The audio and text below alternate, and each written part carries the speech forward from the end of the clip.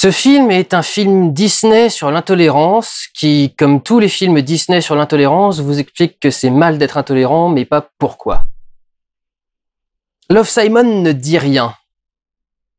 Et ne disant rien, Love, Simon peut vous enfermer dans sa bulle d'idéal et vous faire croire que la réalité est comme ce qu'il y a à l'intérieur, vous donner donc une bouffée d'espoir et d'énergie et vous pousser peut-être, si vous faites partie des personnes qui ont besoin de le faire, à faire votre coming out.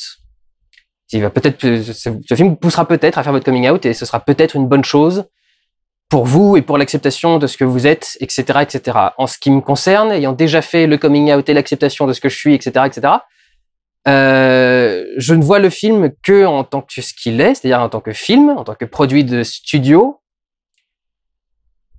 qui essaye de faire un film sur l'homosexualité, mais qui veut surtout pas en parler, parce que si t'en parles véritablement, ça devient anxiogène, et ça devient compliqué. Donc il essaye de faire toute une histoire qui tourne autour de l'intolérance et des abus qui peuvent avoir lieu dans le milieu scolaire en particulier, des humiliations, etc., etc., sans jamais vous montrer que ça existe et en quoi c'est un problème. L'histoire elle-même est faite pour que l'homosexualité ne soit jamais à l'image.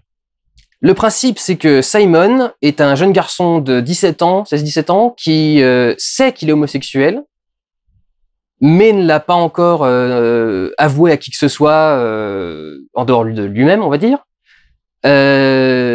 et qui va être encouragé à le faire, va commencer à le faire quand un élève de son lycée va faire un post sur leur Tumblr en faisant son coming out sous le pseudonyme de Blue et en expliquant que voilà, il y a une partie de lui qu'il est obligé de cacher à tout le monde et qu'il peut pas révéler parce que ça pourrait poser problème.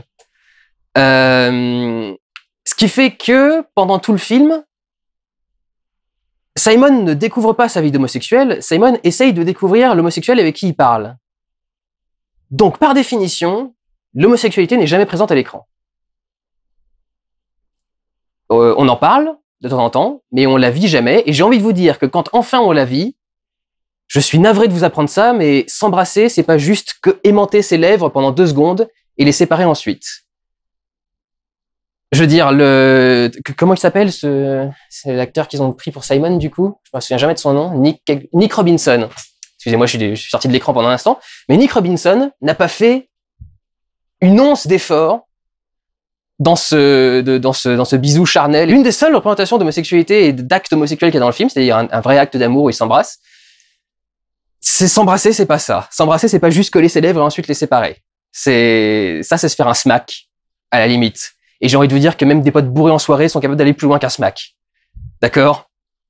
Donc, quand enfin il y a quelque chose qui se passe à l'écran, quand en plus l'acteur ne met même pas 10% de sa volonté dans le rôle, et dans l'action qu'il doit jouer, j'ai quand même énormément de mal, quoi. Il y a un souci profond dans ce film qui a l'air de ne pas comprendre de quoi il parle. Quasi tout le film, en fait, n'est qu'un film de lycée, un film, comme les films de John Hughes, les films pour ados qui étaient faits aux États-Unis. La brute dans ce film me ressemble plus à moi qu'à une vraie brute d'école. Il est tellement pathétique, plus que méchant, que tu comprends absolument pas quel est le souci de ce coming out et à quel point ça peut être violent d'avoir un coming out. C'est l'histoire de Simon et l'histoire de Simon. Mais si tu veux faire un film sur ça, sur quelqu'un qui est menacé de faire un coming out, tu dois montrer que c'est quelque chose de dangereux de faire un coming out. Et c'est pas juste des gens qui vont te regarder un peu différemment. Ça arrive, quoi. On vient d'apprendre que t'es homosexuel, on te regarde, on se dit, ah, tiens, il est gay, d'accord, bon, bah, j'enregistre l'information, et puis, ah, c'est bon, tu passes dans le couloir et c'est fini, quoi. Tu ne comprends pas qu'est-ce qui a pu bloquer le personnage à ce point depuis le début, étant donné qu'il ne vit rien de grave. Le pire se déroule dans un self. C'est franchement le niveau, je sais pas, niveau débutant, quoi, de la brute de l'école. Et si le mec est pas capable de supporter ça et de survivre à ça, il survivra pas, comment il a survécu au collège, déjà, quoi, avant d'arriver au lycée. On fait bien pire que tout ce qui arrive à Simon dans ce film. Et j'ai même envie de vous dire que on a l'impression presque qu'il se laisse lui-même avoir par le truc. Il y a un moment où donc la brute vient le voir et lui fait « Hey, j'ai vu tes mails ». Alors déjà, il est arrivé sur un PC, il a jamais vu que Simon était sur le PC. Donc il a vu les mails, mais il a eu qu'une preuve visuelle que c'était Simon qui était sur le PC. Et comme Simon n'a jamais signé ses messages de lui-même ou quoi que ce soit, il peut pas le savoir en principe. Donc déjà, c'est bizarre. Il vient voir Simon, il lui montre « J'ai fait des photos, des captures d'écran de tes mails ». Et juste après ça, Simon l'emmène dans le CDI. Je me suis dit, il va aller voir un adulte, il va lui dire « Ce mec a fait des photos de mes emails et il veut les partager, donc il me menace. Donc donc supprimez-les de son téléphone, qu'il le veuille ou non, quoi. Enfin, vous êtes la figure d'autorité de l'école, vous êtes l'adulte, vous êtes responsable, c'est à vous de gérer ce genre de choses, quoi. » Et non. Ils vont se mettre dans un coin, près d'une bibliothèque, et jamais ils disent rien. Je sais bien que Simon a peur d'un coming out. Je fais peut-être trop confiance aux adultes dans une école, mais en principe, si tu vas voir un professeur que tu lui dis il veut révéler quelque chose que je veux cacher, c'est un secret, etc. En principe, le professeur le dit pas. Donc, tu pourrais très bien aller voir un adulte et demander à ce que les messages soient effacés, et le mec pourra dire ce qu'il veut, il pourra jamais rien prouver, quoi. Donc déjà, à la base, tu as l'impression presque que le mec fait exprès, quoi. Et ce que lui demande la brute, imaginez-vous vraiment une vraie brute qui apprend un secret profond comme ça sur quelqu'un. Il va pas juste lui demander est-ce que je pourrais sortir avec ta pote. Il va lui demander de faire des trucs. Enfin, je vais même pas vous le dire parce que j'ai pas envie de donner d'idées à des gens qui regardent la vidéo, mais ça va bien au-delà de ça, quoi. Ça va bien au-delà de juste le dire. Et quand tu le dis, il se passe rien. C'est ça le souci que j'ai avec ces films-là, c'est que ils veulent te dire qu'il y a un problème, mais ils te montrent jamais le problème. Et du coup, le film ne dit plus rien. Au final, Love Simon nous dit que la seule chose que dont vous avez peur quand vous avez peur de faire votre coming out, c'est que les choses changent. C'est-à-dire que les gens vous regardent différemment et vous parlent différemment. Mais différemment ne veut pas forcément dire négatif. Il y a une seule mention dans tout le film d'une issue négative à la révélation d'une homosexualité. Elle est tout au début du film, quand le personnage de Simon débarque dans son lycée et qu'on croise un autre élève qui a fait son coming out depuis 2 ans, je crois, dans le film, qui a les cheveux longs et un style, pas transgenre, mais limite quand même, et à qui il n'arrive rien. Rien! Absolument rien! Mais pour te faire sentir que quand même de temps en temps ça peut être un problème, il y a un personnage qui est une pote de Simon, qui vient d'arriver d'un autre lycée et qui fait « Ah, dans mon ancien lycée, ça se serait réglé avec un combat au couteau. » C'est la seule et unique phrase dans tout le film qui explique véritablement quel est le problème du harcèlement scolaire, en particulier autour de l'homosexualité, du coming out. Et du coup, tu peux pas comprendre de quoi est-ce que le film essaye de te parler, tu peux pas comprendre quel est le dilemme du personnage. Enfin, véritablement, moi, quand je regarde le film, je comprends pas ce qui bloque le personnage. Pareil au niveau de sa famille.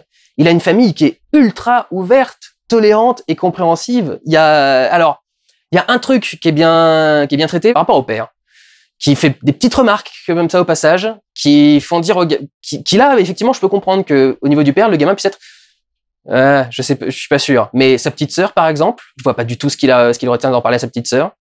Et sa mère, pareil. Enfin, elle est tellement open et tout ce qui s'ensuit que vraiment, qu'est-ce qu'elle pourrait en avoir à foutre, quoi.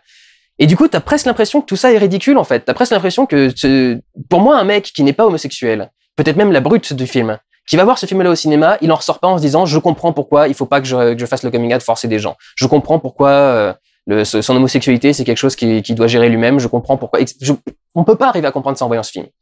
C'est dérisoire. Tout ce qui arrive à ce personnage est dérisoire. Et j'ai même envie de vous dire, de base, donc c'est plus un film sur de collège ou de lycée habituel américain.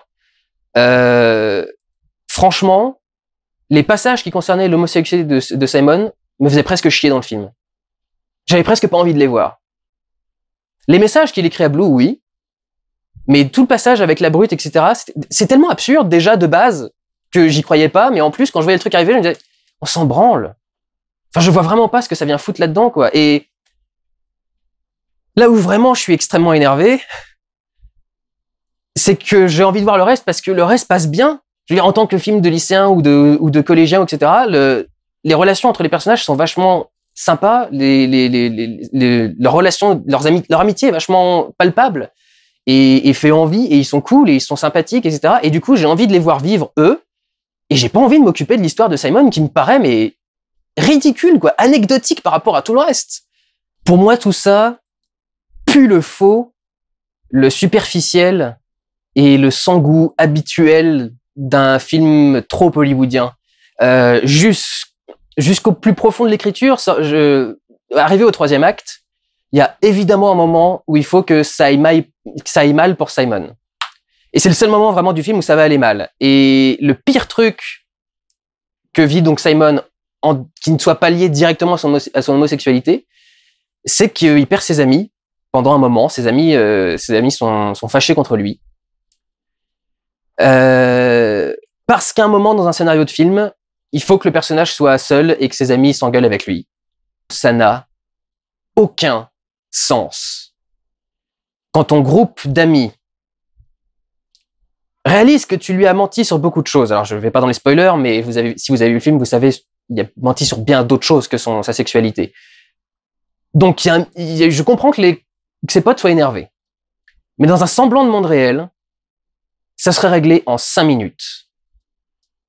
Vous ne pouvez pas être les meilleurs amis de quelqu'un qui vient de se faire menacer comme s'est fait menacer Simon et lui en vouloir d'avoir agi selon ses menaces. Ça n'a aucun sens. Si vraiment c'est votre ami, d'accord, il vous a un peu manipulé dans certains domaines, mais dans les conditions dans lesquelles il vivait, enfin, vous êtes obligé de lui pardonner, quoi. Vous savez très bien que c'était pas volontaire, qu'il a pas pensé à mal, et qu'il a avant tout pensé à essayer de s'en sortir avec ce qui lui tombe sur la gueule, quoi. Donc, je trouve que tout pue le faux dans ce film. C'est vraiment superficiel et artificiel et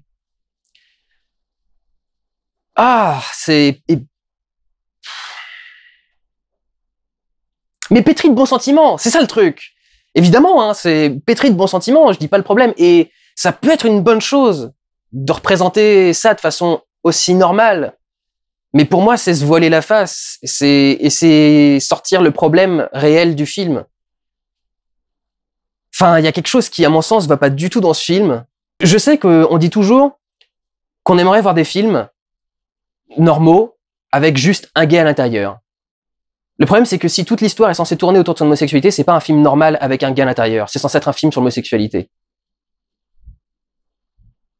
Donc, on peut pas juste dire, on a voulu faire une comédie dans un lycée traditionnel avec juste un héros gay, parce que c'est pas le cas.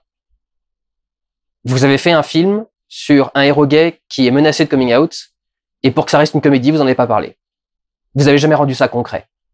À un moment ou un autre, quelque part, il doit y avoir un problème. Le personnage doit rencontrer un problème, sinon il n'accomplit rien, il vit juste. Et si le but c'était juste de voir Simon vivre, fallait filmer juste ses amitiés, fallait filmer de temps en temps peut-être une histoire d'amour avec un mec, sans en faire le focus de l'histoire. Mais fallait pas faire une histoire qui tournait autour du fait de, il y a une brute qui a découvert mes mails et qui menace de les répandre. Parce que, il y a aucun enjeu là-dedans, quoi. Il n'arrivera rien à Simon si ça se produit. Rien d'insurmontable, rien de monstrueux, rien qui pousserait quelqu'un, rien qui justifie cette peur innée qu'ont les homosexuels à faire leur coming out. Parce que les choses ont quand même relativement changé, hein. Je veux dire, on se fait quand même plus casser la gueule. C'est plus compliqué aujourd'hui de se faire casser la gueule quand t'es homosexuel. Ça arrive quand même, c'est ça le problème. Ça continue à arriver par-ci par-là. Et quand on dénonce ces choses-là, c'est pas pour dire que c'est systématique, c'est pour dire que c'est un risque qui a beaucoup trop de chances encore de se produire. Et malheureusement, quand tu fais un truc comme ça, il y a pas de risque, quoi. Tu comprends pas pourquoi est-ce que depuis le début, le mec est bloqué à ce point. Ouais, de temps en temps, son père a fait une ou deux remarques qui montrent que peut-être il serait un peu machin. Au final, qu'est-ce qu'il en a à foutre, quoi? Enfin, c'est pas non plus comme si le père était au point de l'envoyer dans un centre de rééducation et de conversion pour qu'il devienne hétérosexuel. Enfin, vraiment, pour moi, c'est encore un film extrêmement superficiel et qui traite pas son sujet. Ça m'amène, du coup, à un truc. Comment est-ce qu'on parle d'homosexualité, du coup? Le truc le plus clair sur l'homosexualité de Simon, c'est que à un moment, il est sur le lit, vous savez, allongé sur le ventre, sur le lit, en train de regarder un truc. Et il a la jambe, vous savez, qui est levée derrière et qui balance un peu sur le côté. Comme les filles quand elles sont au téléphone et qu'elles sont avec leur mèche en train de s'enrouler au bout des doigts et le pied qui flotte derrière, etc. Et à un moment, quand il regarde son portable, il lève légèrement le petit doigt comme ça. Il y a un truc dans ce genre-là. Et pour moi, c'est ça le problème quand les gens ont gueulé sur Stonewall en disant le personnage de Stonewall fait trop hétérosexuel. Et tu fais, bah ouais, mais du coup, si vous faites un héros qui est pas typé hétérosexuel, vous dites que les gays sont toutes des folles. Lequel est le mieux exactement? Et là, je sais pas si lever le petit doigt et avoir le pied en l'air, c'est vraiment, enfin, pour dire que le personnage est gay, c'est le meilleur truc à faire, quoi. Est-ce que ça aurait pas été mieux qu'il vit une vie de gay, quoi, qu'il ait un truc? J'ai pas lu le bouquin parce que je sais que c'est adapté d'un bouquin. Simon contre les, alors c'est Simon contre les Homo sapiens en version originale, et c'est moi Simon 16 ans et Homo sapiens en traduction française. Le titre pourri puisque du coup maintenant il s'appelle lui-même Homo sapiens au lieu d'appeler les autres Homo sapiens. Il me semble que le bouquin, quand j'ai vu les résumés, là vite fait, dit qu'il fréquente des mecs à un moment ou à un autre. Il y a un moment où ils disent il a fréquenté quelqu'un dans un bar ou un truc dans le genre là. Et genre juste ça quoi, juste le voir vraiment essayer de draguer, peut-être faire un bisou autre que le bisou final quoi. Enfin je veux dire, je sais bien qu'il cherche Bloom, hein. Il peut essayer d'avoir des petites histoires par-ci par-là. Enfin c'est je sais pas, c'est pas vivant. Peut-être que c'est une bonne chose de le faire comme ça. Peut-être que c'est moi qui suis complètement dans le faux. J'ai quand même l'impression qu'on survole complètement le sujet quoi dans ce film. Encore une fois. Par contre, alors le mec est très fier d'avoir fait un film dans le style de John Hughes, c'est-à-dire que absolument tout est fait pour reproduire le style de John Hughes. Ils ont repris même son, enfin John Hughes était un des rares à faire des films pour les ados en cinémascope. Donc le film est en scope aussi, mais il y a même jusque dans le générique reprend ce style de générique qu'on faisait dans les années 80-90 quand John Hughes faisait ses films, plus que 90. Ces espèces de titres qui sont blancs avec une sorte d'ombre bleue proche derrière ou un truc un peu flou. Enfin, ils ont essayé de faire des titres à l'ancienne presque. Ce qui passe plutôt bien, ce qui reproduit bien le truc. Ça reprend tous les clichés possibles et habituels de ce style de film, mais c'est le principe. Le principe, c'est de faire ce style de film avec un personnage homosexuel.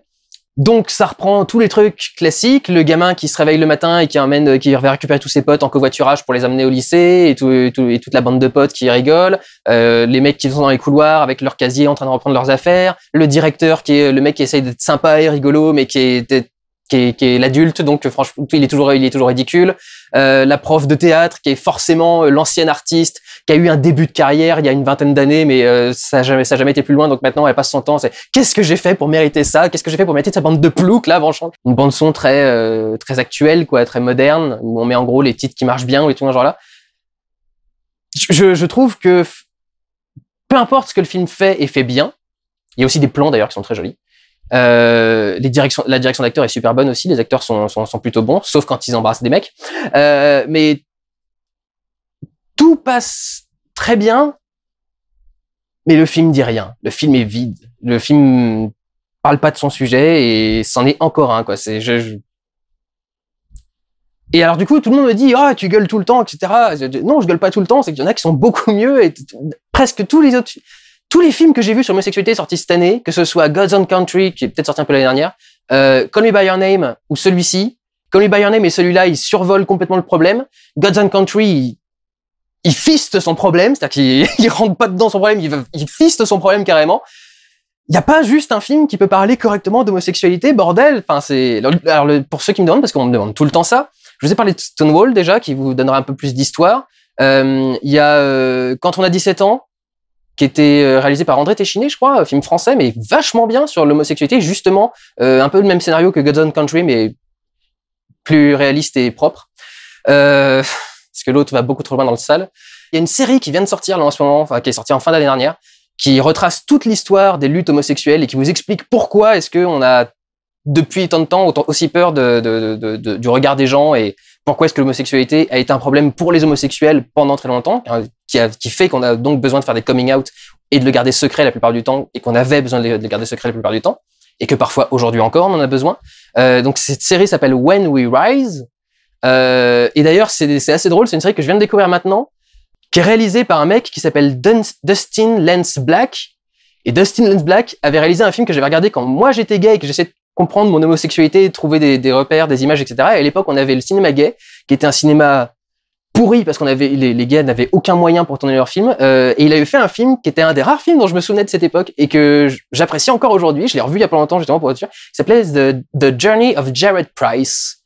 Donc le voyage de Jared Price, qui est l'histoire d'un jeune homosexuel qui débarque à Los Angeles et qui essaye de faire sa vie et qui va découvrir l'amour, les manipulations, les trahisons, etc. Enfin, tout. Pride, qui est sorti il y a pas longtemps. Il y avait 120 battements par minute aussi, si vous voulez voir d'autres films sur le militantisme. Il y avait merde, j'en avais un autre. Tom of Finland sur un héros. Bon, c'est plus une biographie d'artiste, mais enfin, il y a tellement d'autres films que ceux-là. Je supporte pas cette nouvelle mode du film homosexuel hollywoodien qui est incarné par Call Me by Your Name et par Love Simon, qui ont des homosexuels à l'intérieur, au centre de leurs histoires, mais pas au centre de leurs thématiques, pas au centre de leur récit et pas au centre de leur intérêt. Vous pouvez pas faire un film où Simon a peur de faire son coming out à tout le monde et où personne ne le fait chier sur son homosexualité. Parce que même et je vais finir après ça, même la brute le fait pas chier parce qu'il est homosexuel. Il s'en fout en fait qu'il soit homosexuel, la brute comment il s'appelle déjà? Martin. Il en a rien à branler que le gars soit gay ou pas. D'ailleurs, il dit même à un moment, mon frère est gay aussi. Donc t'as envie de te dire, est-ce que ce mec-là serait pas censé avoir conscience du fait que tu racontes pas du coup ce genre de choses, enfin que tu fais pas n'importe quoi avec l'homosexualité de quelqu'un, que tu la confies pas n'importe comment. Peu importe, mais c'est pas pour ça qu'il l'aime pas. Il a pas de rejet ou de haine pour son homosexualité, en fait. C'est juste que ça lui sert pour essayer d'obtenir quelque chose. Donc finalement, presque, le film te dit que les mecs qui martyrisent les homosexuels, c'est pas vraiment parce qu'ils sont homosexuels. Enfin, tu peux tirer tellement de mauvaises leçons dans ce film, parce que comme il dit rien de concret et d'intéressant, tu peux en tirer ce que tu veux. Et pour moi, ce que la plupart des gens qui ne sont pas homosexuels vont en tirer, je vois pas le problème à faire son coming out, à forcer son coming out. Je vois pas Et je sais ce que c'est, hein, j'ai été victime 2 fois de coming out forcé, et je savais ce que j'appréhendais, et je l'ai reçu, ce que j'appréhendais. Mes peurs étaient pas infondées. Il n'y a pas une peur de Simon qui est fondée dans ce film. Alors, s'il vous plaît, il vous donne du courage pour vous assumer ou pour faire votre coming out, c'est génial. Je veux pas vous le retirer, c'est très bien. Gardez cette pêche, gardez cette motivation. Je comprends que ça puisse être cool pour certaines personnes de voir un film sur le lycée, un jeune au lycée, une comédie au lycée, avec un personnage homosexuel à qui il n'arrive pas de choses trop graves et où l'histoire est sympathique et se termine bien. Mais non, je suis désolé, pour moi tout ça est faux. Rien que le générique, ça m'a fait mal. Le générique essaye de reprendre le style livre d'école. Vous savez, ils ont un yearbook à la fin de l'année dans les écoles américaines où ils ont plein de photos, plein de machins. Et genre, ils essayent de reprendre le style. Il y a des BFF marqués partout dans le générique et tout. Et tu fais pitié, quoi. Tu sens tellement allez, on va essayer de capter les millénials et tous les jeunes, etc. Et on va essayer de les faire. Oh la vache! Et j'en veux beaucoup à Nick Robinson d'avoir fait aussi peu d'efforts pour son bisou final. Enfin, c'est limite, s'il avait pu lui vomir dessus, il l'aurait fait, quoi. Donc voilà. Non. Juste non. Prenez soin de vous, allez voir des films. Ciao!